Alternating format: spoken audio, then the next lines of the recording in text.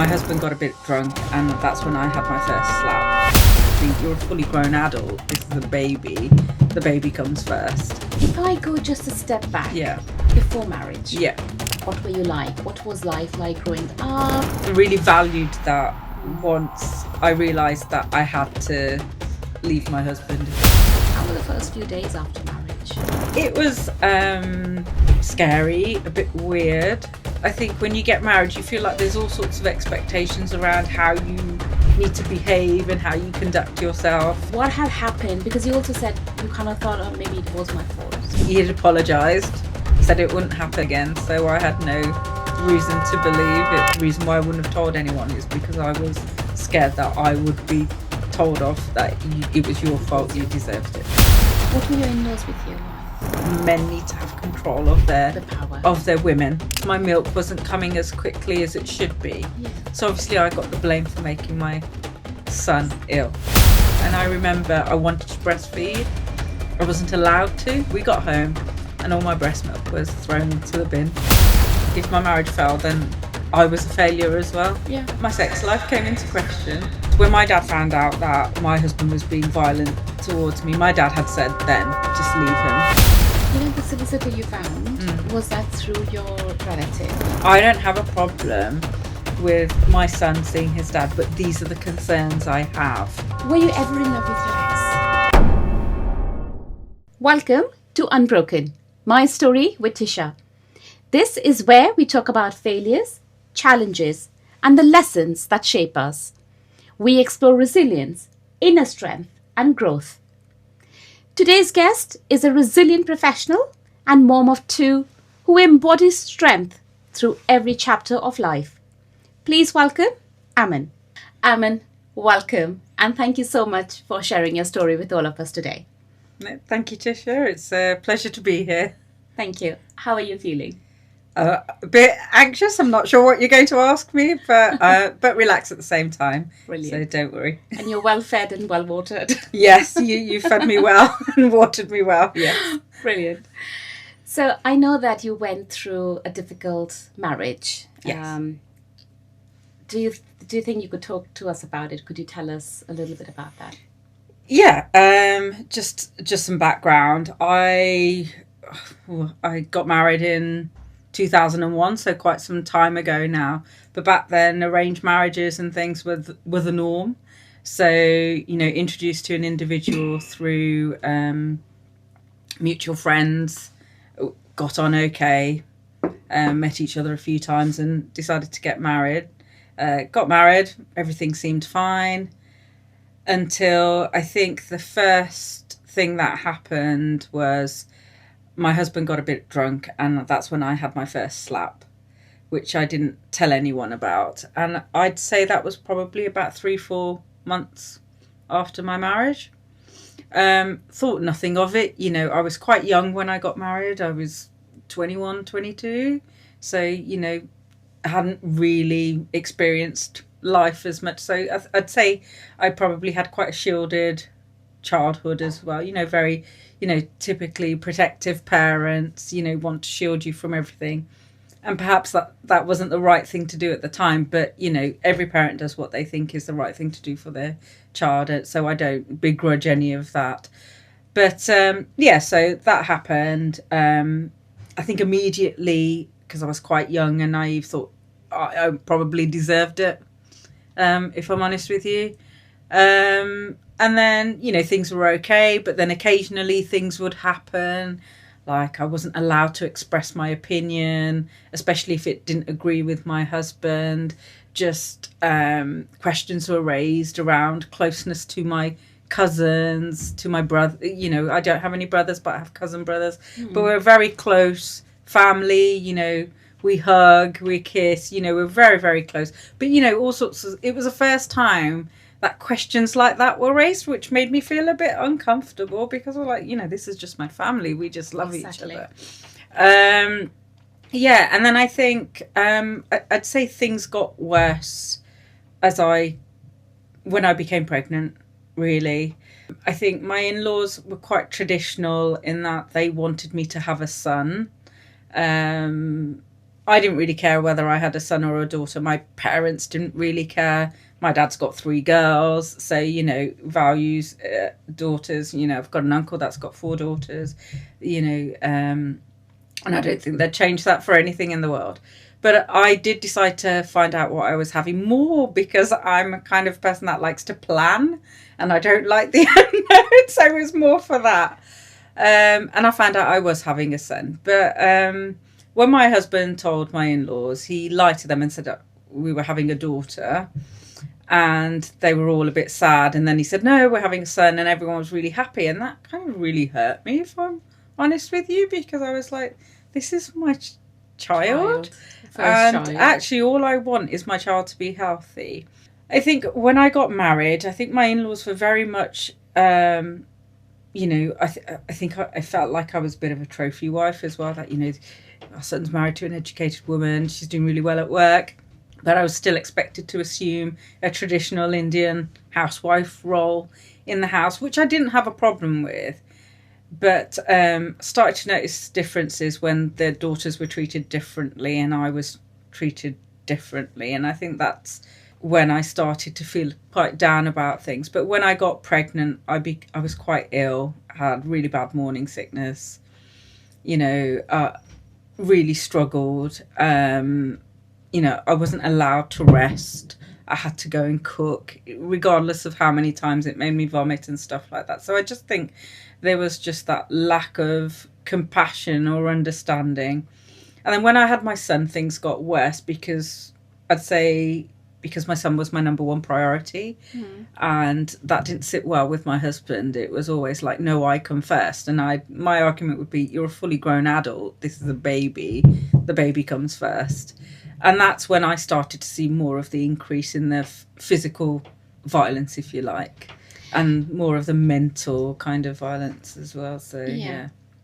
If I go just a step back, yeah, before marriage, yeah, what were you like? What was life like growing up? I know you said you had a very protective upbringing, but what did that look like and translate to in a day-to-day? I think, whilst my parents were quite protective, my dad had a difficult childhood.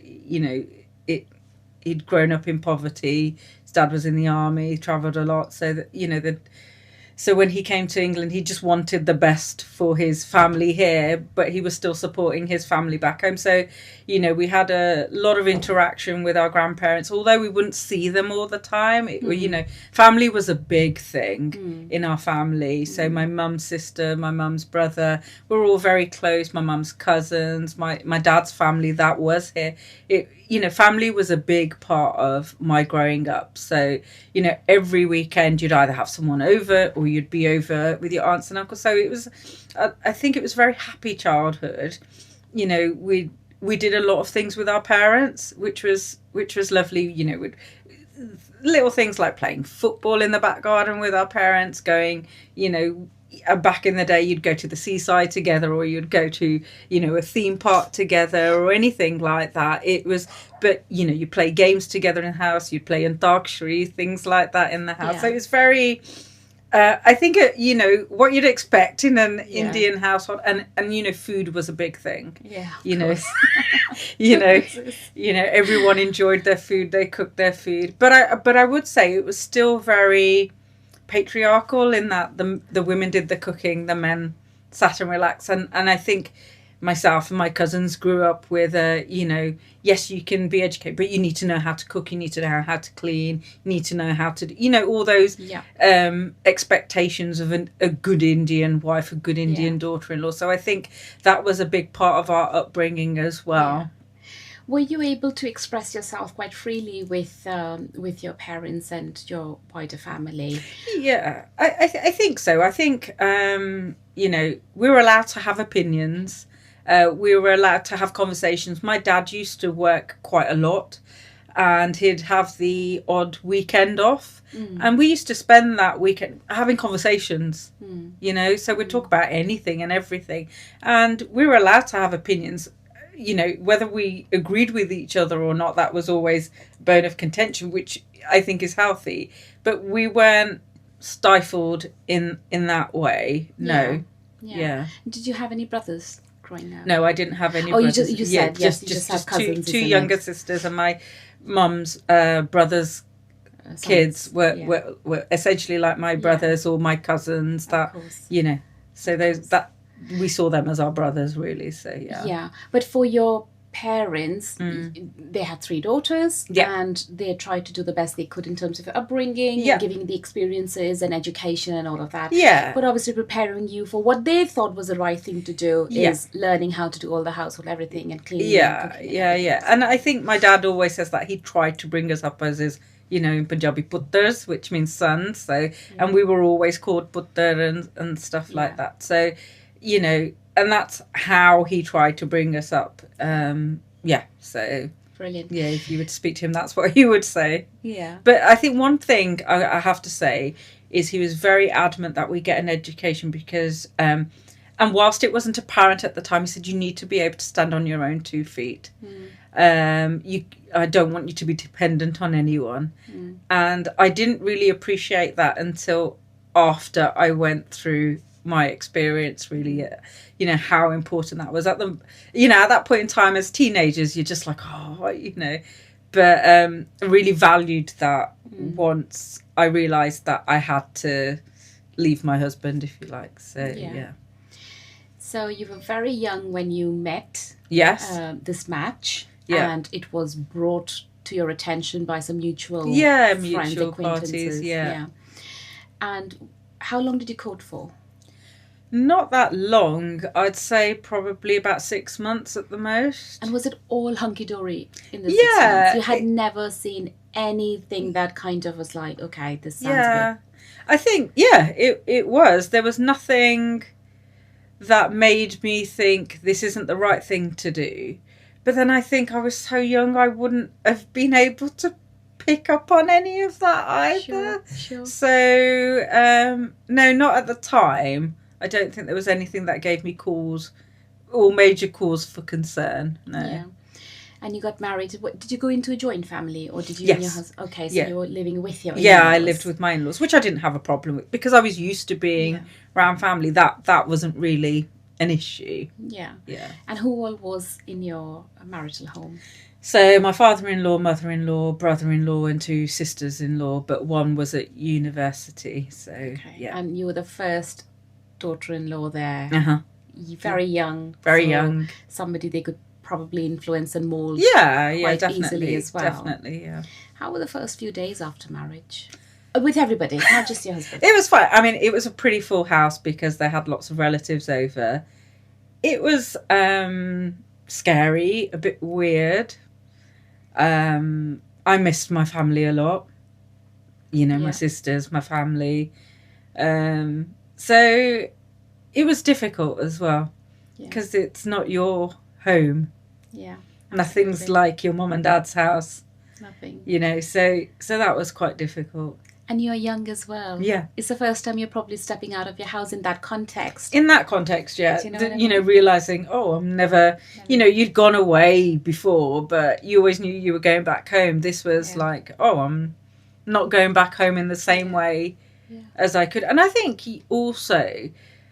when you get married, you feel like there's all sorts of expectations around how you need to behave and how you conduct yourself. And that's quite hard when you're so young. Yeah. You know, I look at my son who's 21 and I think, God, that guy is not ready for marriage. And I think, was I really ready for marriage? I didn't really know who I was, to be honest with you. I don't think I had really figured out who I was, what I wanted, what was about, really. Yeah. So, yeah. How old was your husband? He was a couple of years older than me. So, you know, still quite young. Yeah, very young. Yeah. 21, 23. 23, 24 years, nothing, She's just starting out in life. But I think back in the day, you know, you went to uni, you got married. Yeah. You know, I got married quite early as well. That's how it was. That's how it was. I get that. So, remind me again. So, you got married, and it was kind of fine until one fine day it wasn't, and you got, you know, that physical violence that happened against you, got a slap across your face, as you put it. why did that happen though? What had happened? Because you also said you kind of thought, oh, maybe it was my fault. So what had happened that led So to I think the context was we'd gone to some Christmas party. We'd agreed that we were going to go to my mum and dad's after that. I think it was a party that I didn't really know anyone at, and my husband knew people. He was getting drunk, and I was kind of like saying, look, we told my mum and dad would be there, we're going to be late. And and I think that just kind of irked him a little bit. And, you know, I'd missed my family. I wanted to see my mum and dad. I don't think it was an unreasonable request to say, you know, I was really looking forward to see my parents. I wasn't really enjoying myself at this party. But and maybe that's why I thought it was my fault, because I was insisting that, I want to be able to get back to my mum and dad's. We need to get back at a reasonable time. And maybe that's why I thought it was my fault, because it was, rather than thinking, well, actually, my husband should have picked up, I was unhappy, and all the rest of it. So, yeah. And were you home when that happened, or were you there? It was in a hotel. Was it in front of other people? No. Okay. So it was in a closed space, so to speak, and in a private space, so to speak. Yeah. Okay. How did that make you feel when that happened? What was the first thing that went in your head, or what was that emotion like? God, I'm just trying to think back to. I think I was a bit surprised by it all. Like I said, I probably felt like it was my fault, but I think I was the eldest daughter, so a lot of the time you do feel like everything is your fault, because your parents expect you to be the role model.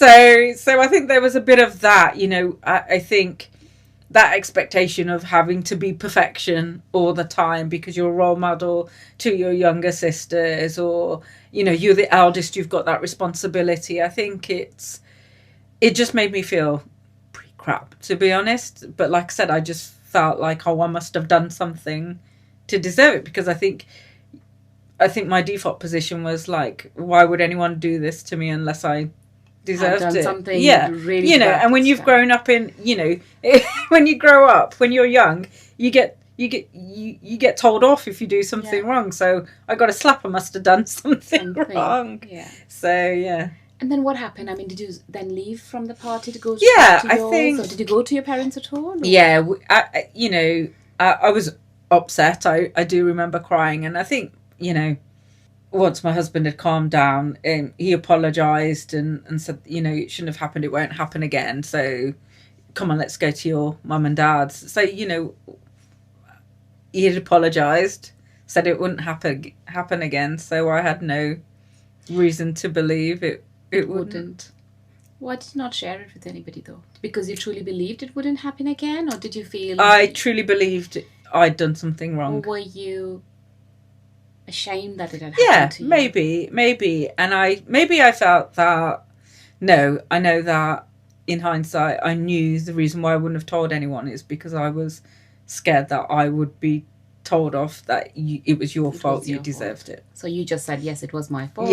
You said, sorry, that's fine. It's fine. Let's just move on to the next thing. Yeah. And then it was fine for a bit as well, wasn't it? Yeah, it was fine.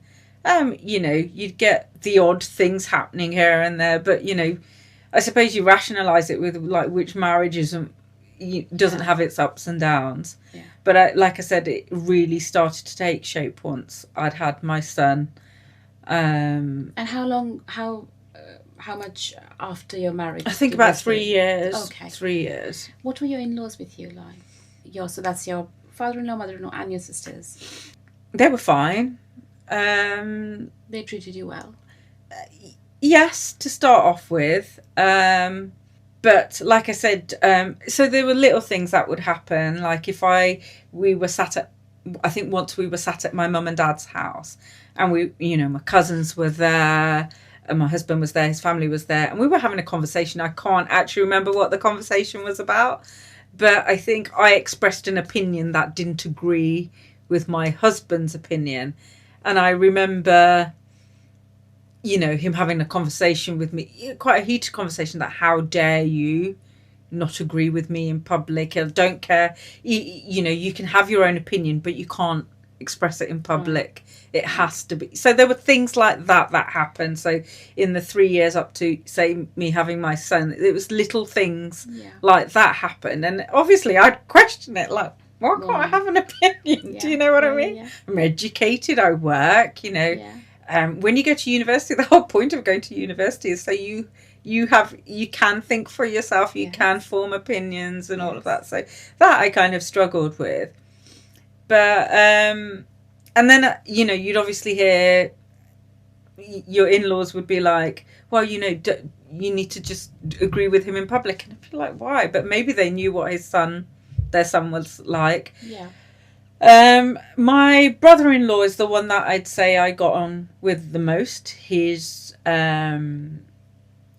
quite similar to me. We had the same style of thinking. We were quite, I think, liberal-minded, less judgmental. We had a laugh together, and I felt like he understood me. And, you know, I always treated him like my younger brother. One of my sister-in-laws fine as well, but I didn't see her as much. But there was one that was a bit of a, how can I put it, a stirrer off the pot. You always get one. Yes. So, and I think that didn't help. Yeah. I think that didn't help. And then, you know, there'd be little things like my mum, there'd be things I know this sounds really trivial, but my mum and dad for my birthday gave me some money, and my mum said, spend it on yourself. And I don't know why she said that. Maybe she realised I didn't spend money on myself. And so I love music. I love Indian music. So, you know, I bought this stereo. I wanted to buy this stereo for my room. And I spoke to my husband about it, and I said, I want to get this. So I bought it. But that created a problem in my in-laws. And you know, it got that bad that I'd stand at the top of the stairs listening to what was being said about me. And where my husband's there going, oh, she just went off and did it on her own. You know, she's, you know, I didn't know anything about it, blah, blah, blah. She's getting out of hand. And I'm like, hold on a minute. We had a conversation about this. And actually, this is my money. This is my birthday present. Why can't I spend it on a stereo? So it was little things like that. I think what I soon realised is that the view was that, you know, the men need to have control of the power of their women. Yeah. It's all about power. That's what it was about. I think that's, as I matured, that's what I got to realise. That, you know, it didn't matter how educated I was. It didn't matter how well I was doing at work. Back in the home, I had no power. Yeah. So, you know, you said that things really started going bad once you had your son. Because he said, you still need to put me first while you're putting him first. So when he said, put me first, what did that mean? How? Put him first how? That his needs came before my son's. That he basically his, like, we've got my parents here. They can look after the child. Oh, okay. You know, and I'm like, but this is my child. It's you know, and I can tell you so. And this still upsets me to this day. When he was born, he was jaundiced. Yeah. Right. So he needed to go into intensive care, and you know, he had a high level of bilirubin to the point that if we hadn't have taken him in, he would have been brain damaged. So that's how bad it was. Right. I'd picked up an infection after having the baby. I was struggling, and I was trying to breastfeed, but I think because of the infection and everything else, my milk wasn't coming as quickly as it should be. Yeah. So obviously I got the blame for making my son ill, even though the doctor said it had nothing to do with that. So obviously went into a state of depression. I had the nurses telling me, you need to express. So I was expressing, and I did manage to express a lot of milk and things like that. And I remember I wanted to breastfeed. I wasn't allowed to. By him? By the family and by him. Just a basic right as a mother like that I couldn't do. And I, you know, I'd expressed a lot of milk. I'd been in a lot of pain after childbirth, and we got home and all my breast milk was thrown into the bin. It's just little things like that. And that's where I'm talking about the control. And I genuinely believe I wasn't allowed to breastfeed because then it would have meant they couldn't feed the baby. I think it was that control. Again, control. That must have been very, very hard. Probably one of the hardest things you had to go through. It was one of the worst things. Marriage. Yeah. It was tough. And, you know, it was complete odds with what the midwives, the medical experts were telling me. Yeah. And I used to breastfeed him in secret. That's what I did. But your mother-in-law has gone through a similar, you know, experiences. Did she not support you? No. Did you never ask her, why you don't support me? Why do you think it is okay for... No, I don't think I did. I think maybe relationships had deteriorated that much that it was just too much to even question it. And you were how many years into the marriage by then? Was it 3, 4 years? 4 years. Yeah. And you were still thinking, this is it, this is my life, I need to make it happen. You were very much in it for the long run. And I think throughout the whole of that experience, I told myself I need to make this marriage work. That's what I continuously told myself, because if it fails, what will people think? What will the community think? You know, what will my parents... You know, it was always at the back of my mind. And, you know, like, you know, back then divorces weren't very common. No, you know, especially we're talking... in this culture, it is not... Yeah, you're talking, 25 years ago, 24, 25 years ago. Yeah. So divorce was a big thing back then. Yeah. Yeah. And for me, it was like if my marriage failed, then I was a failure as well. Yeah. If that makes sense. Yeah, absolutely, 100%. Especially with the background that we came from, I suppose. That has such a huge factor and such a huge part to play in how we think, how we are conditioned to think, and how we behave. Yeah, definitely. How much we accept that happens to us. That tolerance level is unreal, I think. You don't appreciate it until you actually go. Now that tolerance level is 0, but you know, it's just mad, and you just think. I think the society conditions you to think that that as a woman, that's it. You need to be tolerant. Yeah. So I want to fast forward. Yeah, of course.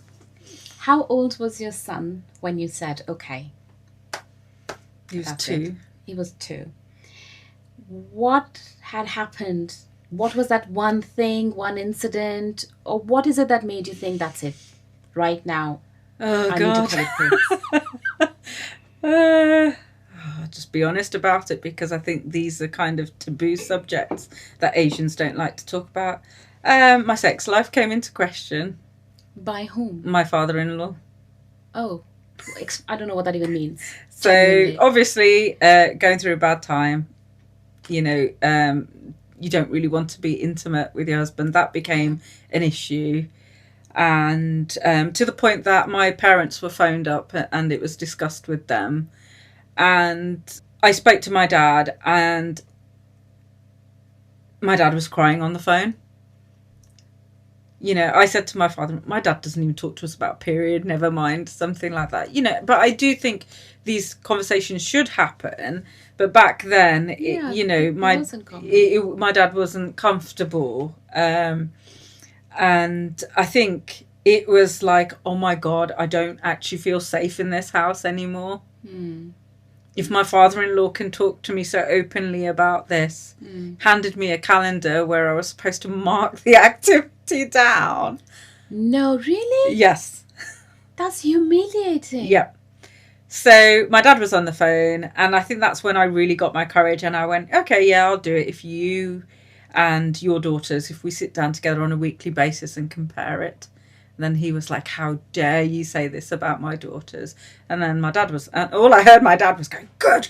Okay. And then I was like, Dad, come and get me.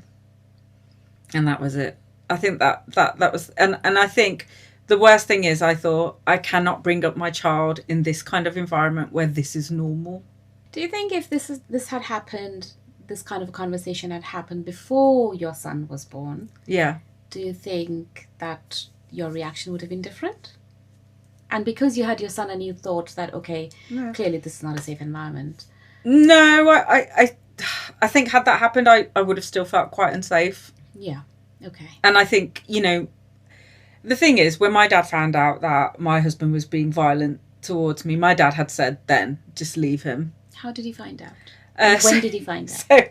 So this is an interesting story. So I don't know what had happened. So what had happened is that at work, people had started to notice bruising, and my boss at the time had said, "What's going on?" And I said nothing, and he said, "Well, I mean, look, I can clearly see bruising. I'm not going to ask you anything more. Just go and see a counsellor." And I remember saying to him, "I'm not crazy." And he was like, "It's not a matter of you being crazy. You need help." And honestly, it was the best thing he ever did for me, because it made me realise that I wasn't the problem, and it gave me the confidence to stand up for myself. The more I realised that I hadn't done anything wrong, I wasn't to blame, the more confident I got. And I started to stand up for myself with my in-laws, with my husband, and I think that became quite uncomfortable for them. I was never rude or disrespectful. I'm just going to put that out there, because I never wanted anyone to say to my dad, "Your daughter's rude or disrespectful." But I started to stand up for myself. You know, little things like my mother-in-law said, "I'm going to America. I'm going to take your son with me," and I was like, "No, you're not. No way, you are not taking my son with you." Well, such and such, they referred to a relative of theirs that did that. I said, "They may well do that, but I'm not them. Yeah. And I am not letting you take my son hundreds of miles away for 2 months. It's not happening." Yeah. So then there was all sorts of threats. Well, you know, blah, blah, blah, blah, blah. And then I said, "Fine, I'll speak to my boss and I'll get the time off work, even if I have to take it unpaid." And then it all just changed. Then they only went for a shorter period of time. Yeah. So then I started to come back with solutions. Okay, fine, that's not a problem. And so there were little things like, sorry, I forgot what your question was, Tisha. But there was little things like that had happened. So I started to build up the confidence. And I think that's what became the issue. So they called my mum and dad, say, we need to have a chat about what's going on. And I got a phone call off my dad saying, "What have you done?" And I was like, "I don't know what you're talking about. Your father-in-law's just called me. What have you done? Are you having an affair? What have you..." And I was like, whoa, I haven't done anything, you know. And then I started to confide in my sister. And then I think she told my mum and dad, "Look, you just need to go there. She hasn't done anything wrong. Just go there." So then they started, you know, complaining that she does this, that, and the other. And my dad said, "Is she rude?" And they said, "No." "Does she do all the housework?" "Yes." "Does she talk disrespectfully to anyone?" "No." So I asked them all sorts of questions, and he said, "I don't understand what the problem is then. You know, there's no issue with my daughter." And they said, "Well, you know, she started to kind of question things and this, that, and the other." And then I think my husband said something that, "Oh, you know, she disagrees with me, and or she did this." I can't remember what it was now. Sure. Because to be honest, I tried to blank a lot of this out of my mind. Absolutely. And I don't know why. I just found this courage. And I said, "Yeah, but that's because you hit me." And that's when my dad was like, "What?" And my dad immediately got up to, you know, basically, physically. And I was like, "Dad, calm down." Yeah. And my dad was like, "You know, what is this? How dare you touch my daughter?" Yeah. And then I remember, you know, they started talking, and I think obviously my in-laws were surprised that I'd actually said that. And then my dad came up to me and he said, "Look, leave him. Come home." And I said, "Dad, I've got to make this marriage work. I've got to give it everything I can." But the day I decided to leave him, I'd realised that there's nothing more I can left to give in this marriage. And I think it was a multitude of, I don't feel safe. I don't want this environment for my son. And actually, I'm done. There's nothing more I can give.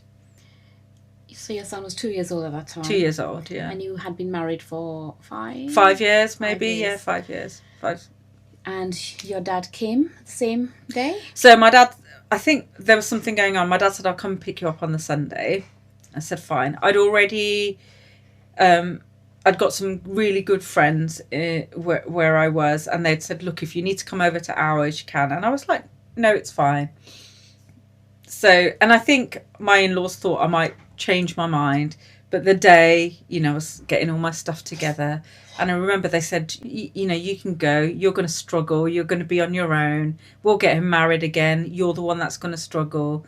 This, that, and the other. And I just went, yeah, fine. Fine. And then when my parents came, my uncle, who I'm my mum's sister's family really close to, he came as well. Yeah. And they were trying to blame me for a lot of things. But then, you know, I was able to show them a door that my husband had broken down to get to me to beat me up. Yeah. And I was, you know, able to show these are the conditions that I'm living in. I locked this door. My husband broke it down so he could beat the crap out of me. Yeah. Yeah. You know, and my uncle's quite feisty. He was like, we're not having any of this. Come on, let's go. Yeah. And then I remember my sister-in-law throwing insults at my mum and dad. Okay.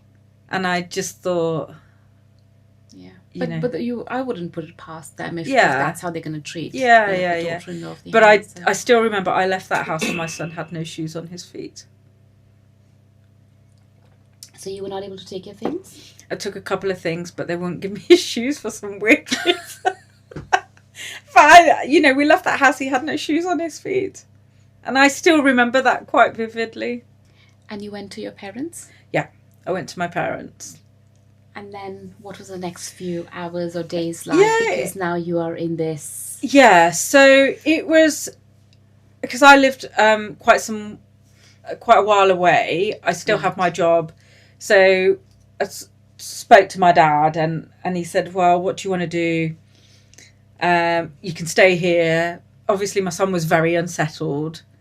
Although he loved being with my mum and dad, you know, it was really unsettling for him because he didn't know what was going on. I couldn't explain it to him. And then I had to go to work. So then, you know, he wasn't seeing his mum. And then my employers were really, really so supportive. I couldn't have done it without them. And they were like, you know, just do what you need to do. They gave me some time out. I then, you know, my dad said, take some time, decide what you want to do. And then I said to my dad, you know, I don't want to go back. So, and then in the meantime, we had my son to deal with. They wanted him. I wouldn't let them have him. I was scared they wouldn't return him to me. So my cousin said, right, I'll take you to go and see a solicitor. And I spoke to the solicitor about it. And she said, well, if you're unsafe, let's do this legally, because then they can't take him away from you. So then I started those proceedings in terms of the child custody. That was interesting because having to navigate around the Children's Act and, you know, all the various different hoops you have to go through.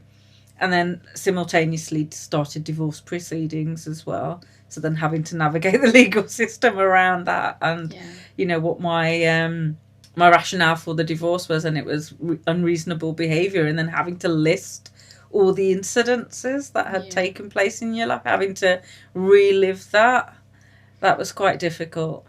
You know, the solicitor you found, was that through your relative? Yeah, so, my husband, my cousin had heard of her and said, you know, she's meant to be really good. Why don't you go meet her? If you don't click, we can try other things. But the minute I met her, I really resonated with her. I felt comfortable. She was really helpful. And I think one of the things I'm really appreciative of is that, you know, solicitors are expensive. But one of the things that she did was, you can do this yourself. It'll save you money. This is what you need to do. Okay. So she was helpful. Like, if I send this letter, it's going to cost you £25. You're more than capable of sending. It was the courage and the encouragement that she gave me that, look, you can do this yourself. But more than that, you also knew that she is fighting your corner. Yeah. Actually, Yeah. she's not in it just for the money. No, she's not in it for the money. If you know what I mean. No, So, you know, and I'll be forever grateful for that, because, you know, I you know, if I can speak for, I spent most of my life savings that had built up during that time on solicitors' fees, court fees, barristers. Yeah. But I was so grateful for right, this is what you can do. I'll do this bit because, yes, that's more complex. But you can do all of these things and it will save you money. Yeah. And what did you find? You still had to take a support when you were doing those things on your own? Or did you have somebody who could tell you what kind of a letter to write? And no, so she was able to advise, like, cover these kind of contents. There were some things that obviously she had to write herself, but like, for, you know, putting the finding of fact statement and all of that, you know, she said, this is how you need to do it. For, you know, depersonalize, focus on, you know, so all those things were really helpful. And then she'd check it over, whereas she said, if I sit here and do it with you, it's going to cost you. It's going to cost you, and you are more than capable of doing this yourself. Of course. Yeah. So did you have your parents' full support at Yes, this point? I did. 100% full support. And that's so much, isn't it? That really means a lot. And I think back to it, and I think I was so stupid that, you know, I was always worried my mum and dad would be like, it was your fault. But when it came down to it, they stuck by me 100%, because they knew I hadn't done anything wrong. I'm going to go off track a little bit, because, you know, at the beginning you said you don't blame your parents for anything. No. But do you honestly don't blame them for anything? Let me just explain a bit more. You said that you were always afraid, what will they say, and they will think I'm a failure, and I failed them as well. But when it came to it, you know, they were fine. They were more than supportive, and they were, you know, they kind of encouraged you to leave that abusive environment and come home. Do you think that maybe they could have given you this confidence from an earlier age and stage? Yeah, you didn't have to go through this? And I think what I would say is that was a learning experience for them too. So then the way they then approached, like, my sisters, and my younger sister was very different to how I was brought up. So, and I think as parents, that you're a parent, we're always learning, aren't we? Absolutely. You're always learning. And I think sometimes children expect us to be perfect, and we're not. And because I'm a parent, I can put myself in the shoes of my parents, and I can see that they were learning, and how my dad's approach to things changed. You know, I saw them, my mum and dad, learn and develop and grow and adapt. Yeah. You know, you know, like I said, at the time, could I have been a bit more streetwise and stuff, and had I been less shielded, maybe I would have been. But I don't begrudge my parents for that, because they were doing what they thought was right, and what they knew. You know, they didn't know any different. So what they thought they were doing is probably what their parents did for them. So, you know, no, but because I think at the end of the day, when I needed them most and when it mattered, they were there and they stuck by me. So, yeah. And like I said, as a parent now myself, I know I'm not perfect. I know I'm forever learning. So they were probably in that same boat. Yeah, fair enough. Yeah. So you have a 2-year-old. You have a job that's far away from where your parents are. Yeah. I'm assuming here that your son was with your parents while you were working as well. So you were doing a lot of to and fro? Yeah, a lot of travelling, and then staying over a couple of days. And then in the end, I spoke to my employers and said, you know, this is having a negative impact on my child. And so what my boss did was then he called a load of people that he knew that were local to my mum and dad and said, you know, I've got someone here, highly employable. Has anyone got anything going? And then I secured a job. Okay. And they let me go on a month's notice, but paid me my 3 months' notice. Oh, wow. But, you know, and they were so supportive throughout. So supportive. You know, went out of their way for me, and I will forever be grateful for that. And even when I came to my new workplace, they were so supportive as well, you know.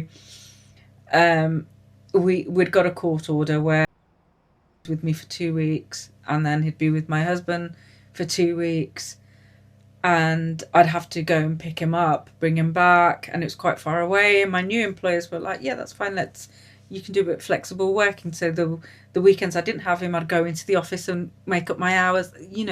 Those kind of things were unheard of back then, and I think that's why I've always been so loyal to that place. So I was very lucky, because not everybody gets this. I was very lucky with the support that I had around me. And all I remember is my dad saying, see, this is why I told you need an education, because now you can stand on your own 2 feet. I mean, something you said right now, I was thinking of exactly that. You said you had so much support around you, that you were able to navigate this extremely difficult time in your life. And I know you from work. So I know you have really, you've done so well for yourself. What about people who don't have any support? And I've seen that. I've seen aunts that have not had that support. But what I've also seen is, and what I love about my family is I had aunts that were being subjected to the same thing from people from my family, but my mum, her sister, provided them the support, took them out of that situation. Okay. There's lots of women's shelters around. We took advantage of those things, helped them secure jobs, little things like that. And I think, you're never alone out there. There is always someone willing to help. There are helplines out there. Like, I sought counselling. There are simple things like that you can do. My GP, I didn't have to say anything to my GP, but my GP could see what was going on. Yeah. The midwives, the nurses, they all could see. So what I would say is, and nowadays there's so many different ways of reaching out, isn't it? Like, you go to a hospital, you can put a little sticker to say that you're, there's little numbers. There's lots of different ways you can let people know, which simply didn't exist back then. Like if you're at bar, ask Angela, all of these things exist now. And what I would say to people is make use of those things. Yes. Because had I not had that support, I think that's what I would have done. Yeah. Had those things been available to me, then I probably would have done something sooner. Yeah. I think it is about, you need to take the first steps. Yes, definitely. And the support will follow you. Definitely. It will come in some way or form. It will come, but you've got to make the first and the hard decision of actually taking the first step. Yeah, and I think the way I rationalised it was, it isn't about me. I've got somebody, a little person that I need to think about. And I took courage from that. Yeah. That what kind of life do I want for my son? And that's what gave me the courage as well. And I think for people that are out there that might be in this situation, I think look at things where you think you can get that courage and strength from. Because, I was completely broken. I was, about to take my life because I just didn't know how to cope. But I remember I heard my son crying and I thought, oh my God, if I do this, what's going to happen? And that's when I realised, no, I've got to do something about this. And that in itself gave me courage. And like I said, once I started to feel confident and speak to people, the help was there. Yeah. The first step was actually acknowledging that there was a problem and I needed help. And I think you heard me, say that the first thing I said to my boss was, I'm not crazy. Yeah. And I think because it's such a taboo subject, especially in our culture, but it made me realise that you don't have to be crazy. You're not crazy. You're not crazy. Yeah. You just need help. And I think, although it took me a long time to take that first step, once I took it changed my life. Yeah, absolutely. And you don't have to go and see a counsellor. There's lots of helplines out there. There's lots of women's shelters. There's lots of people that want to support people in those situations. And all you've got to do is try and reach out to them somehow. Yeah, absolutely. There are so many different ways. Back then you didn't really have text message. People didn't have mobile phones, or if they did, it wasn't the norm. Yeah. It was very different. Whereas I think things are so much more accessible now. Absolutely. So I think it's in a much better place. And I think also our community's moved on a lot more from 25 years ago. Absolutely. And these things aren't, you know, people are starting to, what would I say, not accept things like not that. Normalize it. They're not normalising it. Absolutely. It's, you know, and what I love seeing now is that, you know, women are kind of taking their own life in their, you know, they're in charge of their destiny. And I saw that with my sisters. There was no pressure from my dad, from them. They, you know, and I think there was that support from me as well, that no, dad, let them do this, because of my own experience. And I think, you know, just seeing my parents evolve like that, I think has been great for me to see. And then just how they approach my children now, it's very different to what it would have been 25 years ago. Absolutely. And I've taken a lot of that learning, and I've kind of, you know, in terms of how I've brought up my children, that has shaped some of that as well. And I'm going to come to that. Yeah.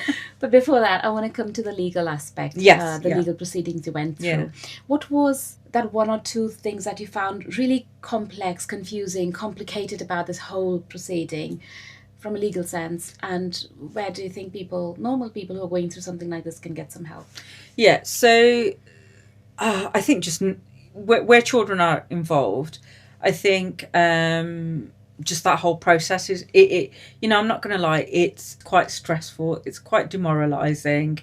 And what you tend to find is the authorities, their go-to response seems to be, oh, it's just the parents that are, you know, the child stuck in a tug-of-war between the parents. And if there's anything that I could say to, you know, social services, CAFCAS, and any of that kind of stuff that exists, is actually listen to what the parent's telling you. Because I consistently said, I don't have a problem with my son seeing his dad, but these are the concerns I have. And had they addressed them, I wouldn't have seen my son go through some of the things that he did, you know. So that can be quite disheartening, but you've just got to keep standing up for yourself and trying to make yourself heard, which is what I continuously did.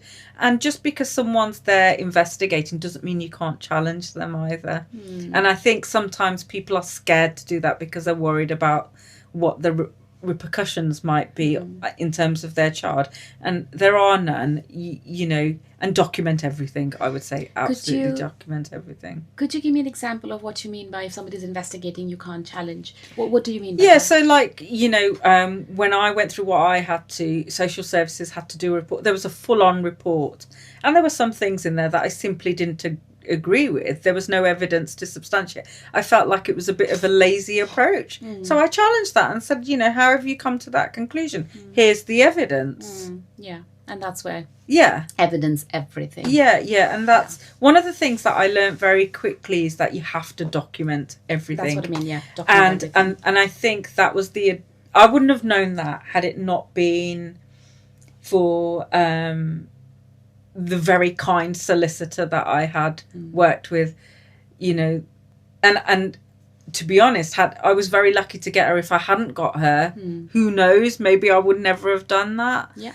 But very quickly learned that you have to document everything. You have to back yourself up with everything, and most of all, not personalise things. You need to appear to be objective and rational, and that's quite difficult to do when your children are involved. So that's quite hard. But I think, you know, when I look now, there's so much help out there on the internet. You know, not too long ago, I had to navigate. You know, so to give you some context, I have navigated the legal system since my son's been 2, right up until the age he was 14, 15. That's how difficult my ex made my life for me. That's how long it take for this No, so he kept dragging me back to court, or I had to keep going back to court because my son was saying, I don't want to see my dad anymore, or he's abusing me or whatever. So it was, you know, it was and then it wasn't until, the internet, you can do a lot of research yourself. You can do it on your phone nowadays. Most people, and just, I would say the biggest thing that if you're navigating an issue with children, just refer to the Children's Act. It will tell you very specifically what the conditions are that you need to provide for your child. And as long as you can argue a case against each of those things, you're fine. Yeah. And keep it simple. Yeah. Yeah. And that's why that was my go-to crib sheet, that Children's Act. It was the crib sheet, because that's what the courts are looking at. That's what the welfare organisations are looking at in terms of what you can do for your child. So your divorce is a separate thing we're talking about. That happened much before, but obviously because a child was involved in this, anything related to the child carried on for... Yeah, so we'd got a court order in place, and it was quite a stringent court order. And then various different things happened. Like I said, my son refused to go to his dad's, and because we'd got this stringent court order, I'd have to go back to court to get it changed. And then prior to that, so what happened was my ex thought... So in terms of custody, we went to court. It was found in favour of me. And then a few years later, my ex decided to move to where I lived, literally 2 minutes down the road, thinking that it would change the court order. And again, had to go back to court, had to fight the system. And then the judge reminded him that you didn't get custody because you live far away. You didn't get custody because you're an idiot, basically. There were other factors involved. But the problem is these people are allowed to continuously drag you through the amount of reports I'd get to social services, complete random things, and I'd get investigated and nothing would be found. These kind of things are massively demoralising, and these are the kind of games that vexatious people play. So even if you go out on your own, the first step is leaving them. That's the easy bit, I would say. The difficult thing is navigating all of this. Yeah, and sticking to your guns, I think, because I can see how a lot of women could quite easily, because I had these thoughts, think, oh God, I don't know if I can do this. It's probably easier to just go back to, and I have seen women do that. So, and that's why I say if you can find strength from something, I found it through my child, because I wanted to do the best thing for him. But there are many other things. It could be yourself wanting to do better for yourself. It could be anything. But and I think deep down, if you know you're doing the right thing, you've got to remember that in itself is telling you carry on doing what you're doing. Yeah. And I have a very, I feel quite strongly about right and wrong. Yeah. And I think that's the other thing that keeps me going, my values. Yeah. And I think just reminding yourself of those values, because I think when I was in that abusive marriage, I probably did compromise my integrity and dignity. Yeah. And, in hindsight, it's when I got out of that, I told myself I would never do that again. And I feel as though I've held true to that. Yeah. What impact did all of this have in your son? My son, it was quite difficult for him. On the whole, he had a happy childhood, I'd say. We had a happy home. We had a happy home together. It got used to being with mum for 2 weeks, and then dad at one weekend and mum the other weekend, and then being shared in the holidays. But I think one of the things that I wasn't aware of, and he didn't tell me this until he was older, because it happened when he was so young, is that he was probably subjected to the abuse that I was, but he was just too young and scared to say. You mean hitting and... Yeah. He talks to me about it now, and I think that did have an impact on his mental health. And then as he got to puberty, I think there was one incident where he went to his dad's. His dad was seeing another woman, and he saw his dad being abusive towards that woman, and I think it triggered all sorts of things for him. It was, oh my God, my mum went through this. Whilst I'd never told him, I said, look, your dad and I aren't together. I never gave him specifics. But I said, when you're older, if you want to know, happily talk to you about it. But I didn't want to kind of influence him in any way. Yeah, especially when he's not old enough to understand. Yeah, exactly. Much of it. You know, that's your dad. He loves you. I'm mum. I love you. Your grandma loves you from your dad's. You know, and they genuinely did. I will never dispute that. But I think it was then when he said, "Mum, I don't want to go there anymore," and then he started to tell me all these things and how he was feeling, and so I think you have to be prepared for that. You know, it is bound to have some sort of impact on your child's life, no matter how much you shield them from it. You know, I'm being very honest. I think it can't not have an impact. I still live with it on a daily basis. So how can your child not? But I think as long as you're supportive, you try and get them the support that they need, which is all I could do. You know, speak to people. Again, I had the confidence in speaking to the school, being honest with the school. They got help for him, you know, GP as well. Yeah. It was just making use of the resources around me. Yeah. Because as a parent, it's difficult. You get emotional. Yeah. So sometimes I don't think you can rationally provide them the support that you need to. So again, what I would say is make use of the resources around you. GPs are great. Our GP was great, referred him to all sorts of things. The schools are normally really, really good as well. And you'll be surprised how much support they can provide. Yeah. But sometimes just people having that context is helpful as well, because you know, there was probably some erratic behaviour at school, but at least they understood it. Yeah, of course. Yeah, so I think it's really important to...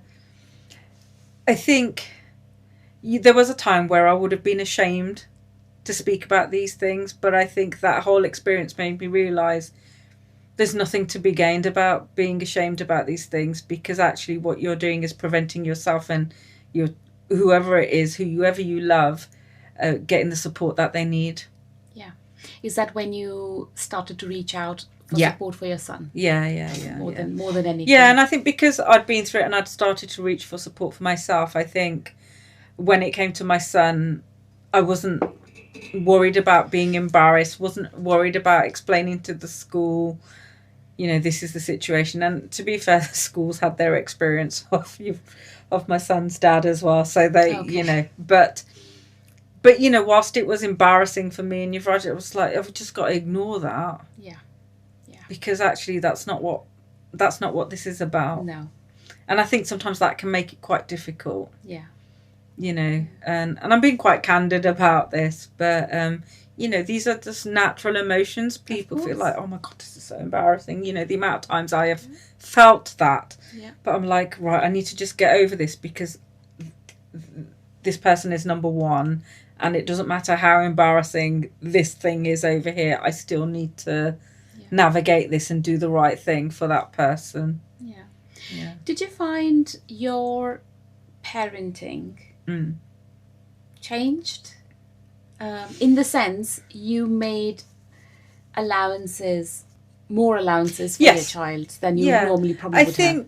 I think one of the things, whilst, you know, naturally you're protective as a parent, allowed my son to do things and learn for himself. You know, allowed him to make some of the mistakes, whilst we may not have agreed on it, and we might have had conversations, and he may well have distanced himself from me, but giving him that space and allowing him to find himself, to understand things for himself, I think has actually helped with our relationship, because what I think you soon realise is you can't be there for them all the time. So they need to find ways of coping. They need to find ways of navigating life. And I think had I not been through all of this, I probably would have been the same as my parents. I think he would probably argue I am, but just giving them that freedom and that space, I think, to make those mistakes, I think... Whilst probably knowing that they can come back at any time. Exactly. Without any judgment.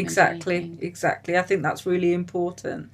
that because I think, back then, I don't know if it's true now, but a lot of Asian communities, they want their child to be they don't want them to make the mistakes, but actually you learn from making mistakes. You only learn from mistakes. You're not going to learn from somebody else's mistake. You're going to learn from doing things yourself, and that's how you form opinions. And I think just giving them that space to do that, regardless of the because I could have quite easily gone into kind of overprotective mode because of the things he'd been through.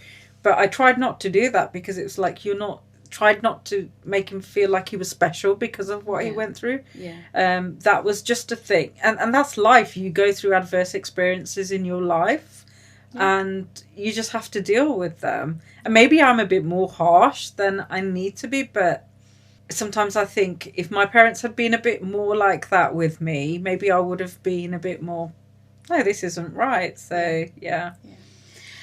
Do you ever fear that he might have imbibed some of the characteristics of personality from his dad and might not treat the women in his life with as much respect as they should? I worry about that all the time, Really? if I'm honest. Yeah, I mean, there's nothing to suggest that he does. No, I know. I think he's very respectful of women. But there is always that underlying fear that, oh my God, what if after all of this, he turns out he turns out to be the same? I'm not going to deny that. I worry about that. And sometimes, when I'm speaking to him and I can see characteristics of, and they're not necessarily bad characteristics, but you automatically think, oh my God. You just start to fear the worst, I think. We are laughing about it, but it's quite a serious emotion. It is. It's tough. Yeah. And I think, what a lot of people don't appreciate is that, yes, I left that marriage a long time ago, but I probably think about it on a daily basis. Yeah. You have scars and things that you see on a daily basis. Yeah. So it never truly leaves you. Yeah. So does he now know exactly what's happened? Yeah, not the details. He's never asked me for the details, but he's got overarching gist of, he knows enough. Yeah. He knows enough. And has he ever said anything to you that made you think, you said because that is a fear. Yeah. Has anything ever happened, or has he said anything that is like, well, maybe he won't treat women how they should be treated, or... No, like I said, I think more of the things he says remind me of his dad, but it's not being disrespectful of women. If anything, I've seen him be quite respectful of women. Yeah. And sometimes I think, oh, he's a bit too much the other way. but he's his own person, isn't he? And he's got to figure out who he is in the same way that we all have over the years. Of course. But yeah, no, it's something that I worry about all the time. That have I brought my son up to be respectful of women? Yeah. And I'm hoping I have. And I can share a little story with you. When we were back at court again, they talked to the child about their wishes, and I remember they read out this letter that he'd written to the judge. And he'd written to the judge as if it was a bloke. And then at the end he went, oh, I'm really sorry. I just realised you could also be a woman. So I'm really sorry if you're a woman. And to me, that said everything that, actually, that he's actually taken a step back at such a young age to go, oh, actually, this might have been a woman. And then that made me think, oh, actually, maybe I am doing something right, because he's taken a step back to think, oh, he hasn't fallen into the typical... Yeah. Oh, that must be a man. It's like, but the way he'd apologized, and even the judge laughed about it, but he was like, this is such a lovely child that he's at this age taken the step back to think, oh, actually, I've just written this letter and realized that it could be a woman. Wonderful. So that always makes me laugh. With my son, like, I will be traveling and it'll just be him and me in the car, and then I'll say, Rish, you know what, just be careful if you're, walking on the street and if there's a girl in front of you or a woman in front of you, just change sides, because she'll feel more safe, otherwise they get paranoid. So I keep dropping these gems of, these wisdom pearls to him from time to time. Did you find yourself doing that at all with him? Yeah, and even he's had girlfriends. I always tell him to be careful because, I'm always like, I always try and put myself in the shoes of that girl. That person is someone's daughter. That's a girl. And I think just being through that experience, I just want him to be respectful. Yeah. And I do have those conversations with him. Even if he's had girlfriends, so I have the conversations with them both. Very open conversations. We were talking earlier about how my dad probably wouldn't have had certain conversations with him, with me back then. I make sure I do have those conversations. But yes, just about how he should be around women and things like that. But I think he's naturally quite... And I think the thing is, he's grown up around so many strong women. Yeah. So I think he's been quite lucky in that respect. So, but yes, similar conversations, definitely. Because you do worry, don't you? Yeah. Because at the end of the day, you know what boys are like. So you do. I worry all the time about that. And there are stuff that we have gone through in our lives as women that, we don't necessarily enjoy, and at least we want to do our part. At least I want to do my part, in bringing up my son to be careful of these things and being sensitive around. Yeah, definitely. These issues, so. Yeah, definitely. Were you ever in love with your ex? I don't know. Did you think you would ever fall in love again after this? Everything? No. No? No, I didn't want to be anywhere near men. Did you fall in love after that? I did actually, but I think it wasn't the conventional way. It was a friend to start off with, and it just goes to show that sometimes something good can come from a friendship. I mean, I would never say this to him, but yes, that friendship developed into a love, and then eventually marriage, and then eventually into us having our own daughter. But very much being part of that, my son was always part of that family. Yeah. Yeah. How many years have you been married now? 11 years, yeah. Wonderful. Yeah. And so it's a unit of 4. It is now, yes. Very much a unit of 4. Yeah. And you found your son to get some of that dad love from your... Yeah, because we were together 4 years before... I agreed to get married, because I think for me, when you've been through something like that, it's very hard to commit again. And that's why I took my time, because I needed to be sure that my son would be happy with it and it would be the right thing for him, because he was my number one priority. Absolutely. And so you had the blessings of your parents? Yes, eventually. Eventually. Eventually, yes. I think it was quite hard for my dad, because I don't think my dad was ever expecting me to get married again. But yeah, eventually, yes. Yeah, my mum was fine with it. My mum's super chill. Yeah. So, yeah. And we're all, everyone's happy. Yeah. Does your son call him dad? No. Okay. I think because when he was little, he'd grown up calling him by his name before we were, for 4 years, it was quite difficult. But he does still buy him dad cards and things like that. Yeah. So I think he tried it, but they both didn't feel right about it, if that makes sense. Yes. It felt a bit odd. So, and I think they've always been more, whilst there's been that father figure, they've always been more friends. Yeah. So I think they quickly decided that probably wasn't the way to go.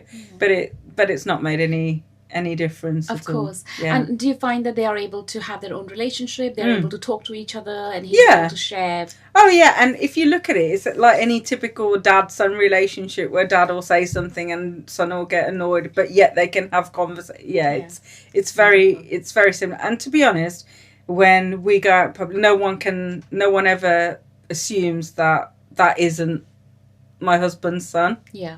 I think if anything, most people are surprised that we didn't realise. Yeah. So it's if you don't know, people just assume that we're just, Yeah.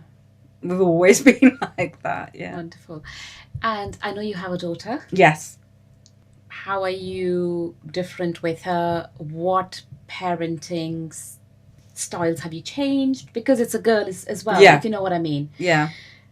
What do you do different now? And that you probably didn't do with your son as well.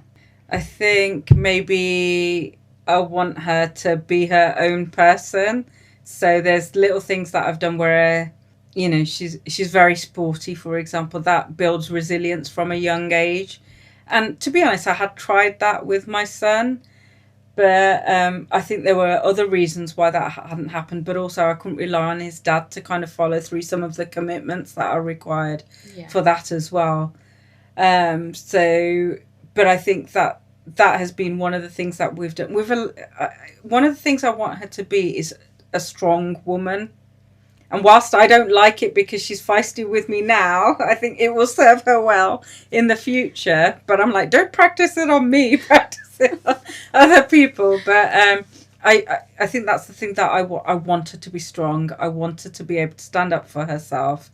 And she's quite sensitive, I find. So that's sometimes quite difficult, wanting to bring up a strong daughter when your daughter's quite sensitive. But then she's her own person as well, so you've got to allow that to happen. But I think there are little things. We try and make sure she's independent, try and give her all the opportunities that we can to be that, you know, build that resilience, that discipline and all the rest of it, I think, because I think those kind of skills. So I want my children to be able to challenge authority. Yeah. I want my children to be able to argue their point. Yeah. And definitely stand up for themselves. Yeah. And fight against anything they think is not right. Yeah. So I let them do that with me as well. Yeah. I let them challenge That's really me. important. Yeah. I let them tell me, you are wrong and I'm not going to do it.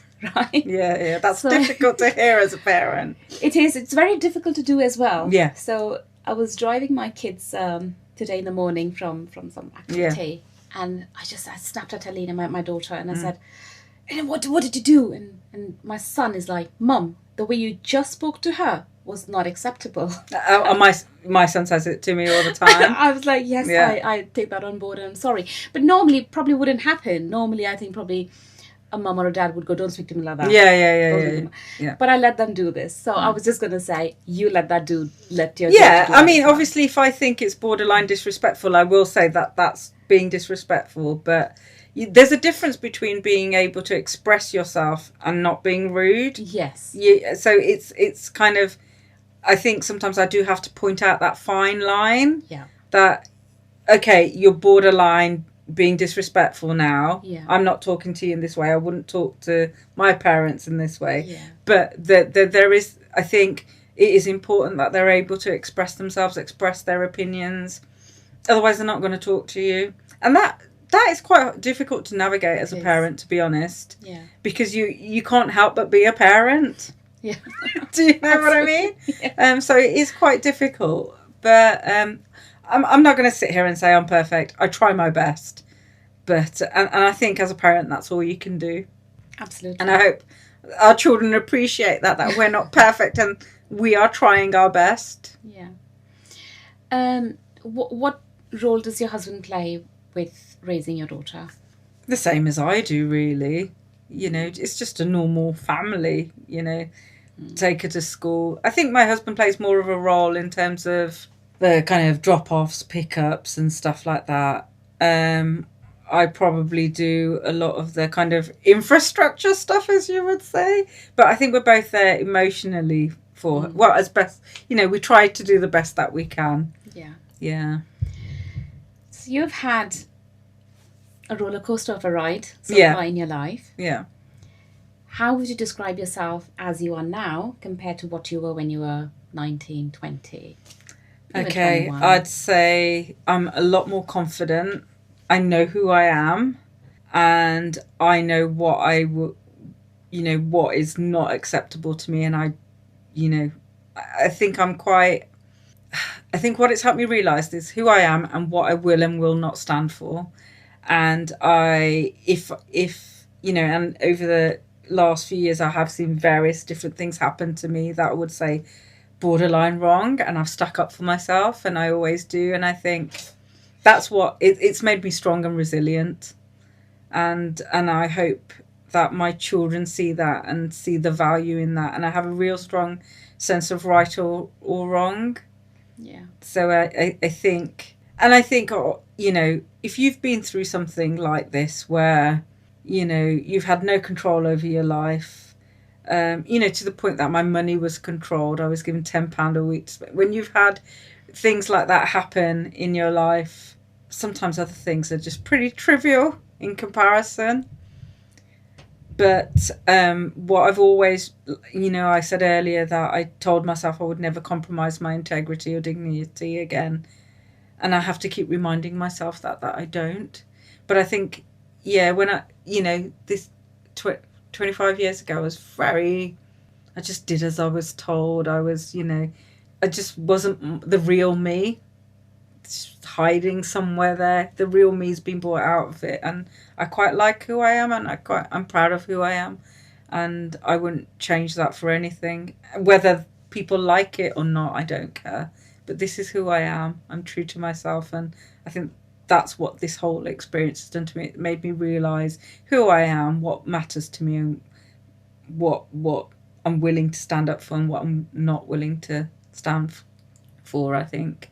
And also then, I suppose, let your children kind of learn a bit from it as well. Because that's, I think, for me personally, it's quite important that my children are able to learn some things, at least from the challenges that I've faced in my life. Yeah, you know, I think my son has probably seen more challenge than my daughter because it was the two of us. Yeah. And it's not easy being a single parent. You know, and then I had to rely on support, or I had to work really hard to pay for childcare and things like that. And that's not easy. And you sacrifice time with your child.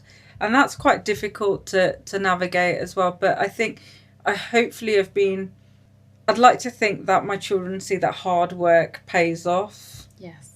And I think that's all I've ever wanted to do, just be that good role model. Yeah. Not necessarily show that I'm perfect, because I'm by no means perfect, but to be a good role model and to instill the right values in them. I think that's what matters to me more. I don't care what they go off and do in life. I just want them to be decent people. Yeah, absolutely. If you could change one thing about yourself. Oh, God. What would you change? You don't have to give me the absolute truth. You could. No, I can be completely honest about this. I think the whole experience has made me a bit cold. Not cold, but I don't let people in very easily, if that makes sense. 100%. And I think I've always got this barrier up. And I think that, you know, if I could change it, I would. But I think it's just a defence mechanism that I find difficult to kind of bring down. I think if I could change that, I would like to. But like I said, I think it's just a defence mechanism. Yeah, and I think anybody who's gone through tough challenges. But I would like to change that, because sometimes I think it can be a bit too much the other way. It doesn't need to be, but hey, like I said, I'm not perfect. None of us are. No. If you could give one message to your children, apart from hard work pays off, what would you give to both of them, to both your children? I think this is something that I learned from my family, from my granddad, and it would be always do the right thing. And if there's someone out there that needs help, if you can see injustice with someone and you can see that person needs a little bit of help, go and help them. Be that voice. If they can't stand up for themselves, help them stand up for themselves. And that my granddad used to always, it's a huge part of Sikhi, standing up for other people, standing up, for people that are in need. And I think I'd want them to do that. I don't know, that's what I'd really want them to do. I think help other people that need help or can't help themselves. Yeah. And for that, they also have to be very confident in themselves. Yeah. They should be able to do all of this for themselves. And empathetic. Empathetic as well. Yeah. Absolutely. And yeah, so that's what I'd want them to do. And I think what they need, you know, our children are probably live quite privileged lifestyles, and I think, you know, if you can do those little things for humankind, Yeah. you know, then I think, you know, you can ignore that privilege, but they've grown up to be decent human beings, and I think that's what I'd want them to do, to be good human beings and to help others that perhaps can't help themselves or will need the help. So to just always do that, you're not going to lose anything. Absolutely. There are two things I want to do now. Yeah, okay. Before we end this episode. Yeah. So the first one is, you said you enjoy music. Yeah. You're not going to make me sing. Do you have a favorite song by any chance? It could be in any language. It doesn't have to be a song. It could be a poem. It could be, you know, a two-liner from somewhere that resonates with you a lot, or you really just enjoy. Oh God, there's so many. Oh God, I'm just trying to think. I don't know if you've seen. I love Bollywood movies, and I quite like the older movies. And there's a Raj Kapoor film called Mera Naam Joker, or Joker, or however you want to say it. Yeah. And there's that song Jeena Yahan Marna Yahan Iske Siva Jana Kahan. The songs of the words of that song just resonate with anyone. Yeah. And that's one of my favourite songs, I would say. Yeah. And if you translate it to English, what does it mean? Oh, God. I mean, I know what it means because Yeah. I know Hindi, but for any of the listeners. But basically, we're going to live and die here. So it's all about being decent human beings. Yes. So, and that's what it's about, to do good deeds and, Yes. and all the rest Yes. of it. And so, it resonates with your ethics Yeah. and values, Yeah. doesn't it? yeah. But sometimes when I listen to that song, it does bring a tear to my eye. I think I probably didn't understand its meaning until I was a lot older. Yeah. You know, it wasn't until, you know, I'd seen that movie when I was young. You don't really understand the words, but it wasn't until I've been through what I've been through that I really understand the words, I think. But yeah. Thank you. And the last thing is, Yeah. I ask my guests to write me a little something. Yeah. Not me personally, but just a positive thought, or, you know, again, a liner or two. So if you don't mind, Yep. could you write me something? And I'm going to collect it, all of these, you know, positive thoughts and Positive emotions. thoughts for anyone? Anyone. For anyone, the universe, the cosmos, for yourself, your family, me, anybody that you would be happy to read out to the audience, and you would be happy for it to be, you know, captured on my board. I think one of the things that I would always say to people is learn to love yourself, because it's so important. Mm-hmm. Unless you love yourself, well, if you don't love yourself, what's the point? Mm-hmm. And that, I think the reason why I say that, this whole process, my whole experiences in my life, I've learned that I need to love myself to do the right thing by myself and by other people. So if you can learn to love who you are, you know, regardless of your flaws. I agree. You know. I agree. Because I think so often we sit here and we go, oh, I wish I was like this, I wish I was like that. It doesn't matter. Love who you are, and warts and all. You know, you're your Amazing own unique person. thought. There you go. Do you want to read it out? Yeah. Okay, I can do. Always love yourself. You are absolutely amazing. You can do anything you want and be anything you want. Go for it. Love it. Love it. Thank you, Amin.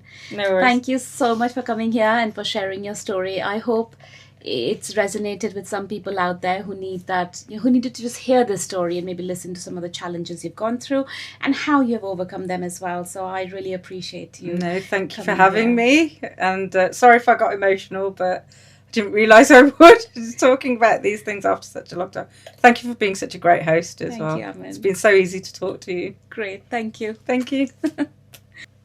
Thank you for joining us on Unbroken, My Story with Tisha. I hope today's conversation with Amin reminded you that every setback carries a lesson and every chapter offers a chance to rise stronger. If you have been affected by any of the issues discussed today, please find the links for support in the description. If you found the episode useful, don't forget to subscribe, share, and continue the journey of resilience with us. Until next time, stay unbroken.